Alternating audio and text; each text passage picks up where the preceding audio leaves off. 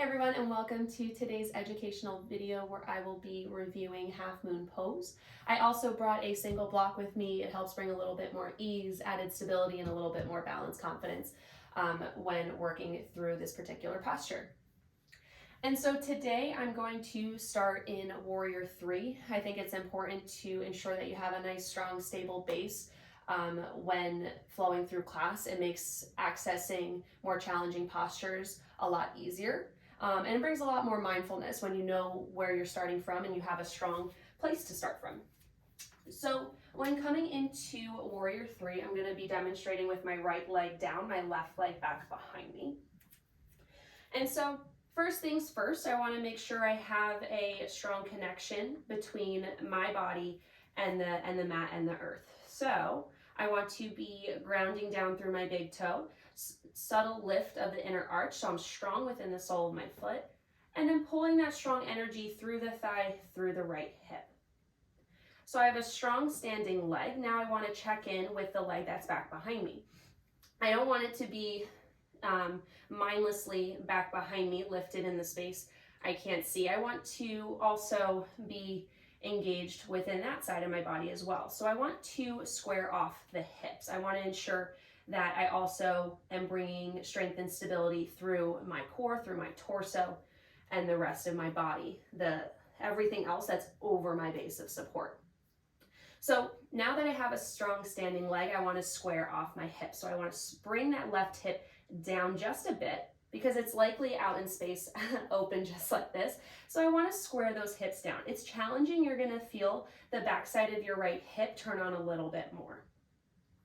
So once I'm in this position, once I have everything squared off, I'm engaged, I'm stable, I like to think of my hips and my pelvis as a door on a hinge. So the part that's the hinge is the hip of my standing leg, and then the door is hip point to hip point.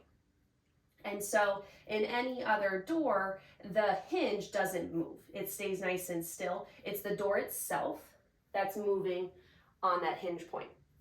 So I come into my stable base. Use the block as you need. So I'm strong in the standing leg. I squared off my hips. My door is closed at the moment. So I want to keep that right leg staying as it is, and the door is going to open around the hinge. So I'm going to lift my left hip up, almost like the handle is on the back side of your left hip. So you're pulling that handle open. So you're opening the door as much as you can until that door handle or the left hip is stacking over the right. And again, use that block to keep that stability because the sole of your right foot is going to be working harder and harder the more you move. So having that little extra point of contact is going to be helpful. And so start with trying to open that door as much as you can. Okay? So you're spinning the left hip bone over the right. You still want to engage the back of that left hip as much as you can to kind of press that left hip up and open. And then here we are. So you got the hips. So that's something that I like to practice a few times, and that might be helpful for you to kind of get that sensation down of keeping that standing leg nice and still and spinning the top leg up and open, and then back down, closing it off. Trying to control that movement as much as you can. So keeping that right leg stable, open the left hip up and open, trying to stack, and then close it off. So that would be something that would be good to kind of just get that sensation, get that feeling in your body, see what that feels like. See if you can fight to keep that standing leg nice and strong. And then the opposite side is the moving part, is the door on the hinge. So once you're starting to feel a little bit more comfortable with that, what I've noticed in my body is that it might feel like you're really opening your body towards the opposite side of the room, but there's still a little bit more space to explore by opening the chest towards that side. So really committing to that full opening, stacking now the collarbones, opening the collarbones towards the opposite side of the room, stacking left over right. So fighting to pull that right rib cage underneath, that left rib cage back behind you, that's the second piece to the puzzle.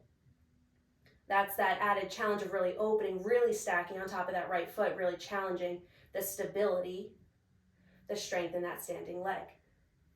The final component to half moon is the gaze. So where your body goes, the gaze follows. And so right leg's down, left leg's out back behind me. I'll start from the beginning.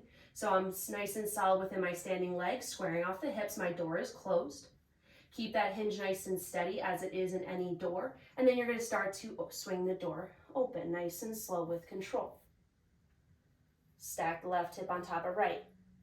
Checkpoint number 1, checkpoint number 2. Spin the rib cage towards the left side of the room. Really stack the collarbones, left on top of right. Stop here. Can you check in with your body once more? And then the hands can be at the chest, the left arm can be up towards the sky, and your gaze can be straight in front of you. So this is the physical challenge right here. If you're strong and steady here, can you then lift the gaze? That's the third piece of the puzzle. And so there are different ways so the checkpoints make it a little bit easier to take into like bite-sized chunks. So can you open the hip? Can you work on that hinge? Can you then spin the chest? Okay, there's point 2. Then can you lift the gaze? So there's different ways to progress this particular pose that may not seem all that obvious right off the bat. And some things that bring a little bit more stability, I should say, within that standing leg. You can keep a subtle bend in the knee. That helps bring a little bit more control to this particular pose. And then, of course, always have a block nearby, or if you don't have a block, you can always bring your fingertips down to the floor. That's another way to add another point of contact. It increases your base of support and can help bring a little bit more ease so that you can work on that rotation a little bit more comfortably. So I hope you found this video to be helpful. So please, if you do try this particular breakdown, go ahead, feel free to reach out, let me know how it goes.